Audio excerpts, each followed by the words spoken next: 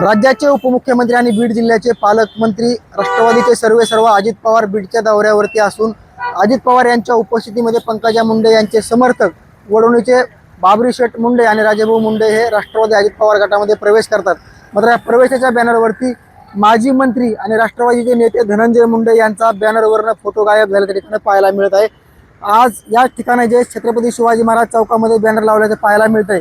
एकंदरीत पाहायला गेलं तर राष्ट्रवादी अजित पवार गटामध्ये प्रकाश सोळंके यांच्या नेतृत्वाखाली वडवणीचे माजी नगराध्यक्ष बाबरी शेठ मुंडे आणि राजाभाऊ मुंडे हे पक्षप्रवेश करतात।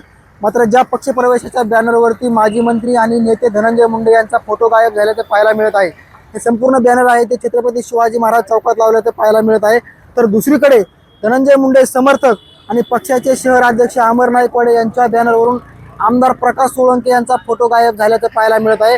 मात्र या संपूर्ण बॅनरबाजीमुळे राष्ट्रवादी अजित पवार गटामधील जो वाद आहे तो चव्हाट्यावर येताना पाहायला मिळतो। अजित पवार बीडच्या दौऱ्यावरती असून त्यांच्या स्वागतासाठी हे बॅनर लावलेले आहेत।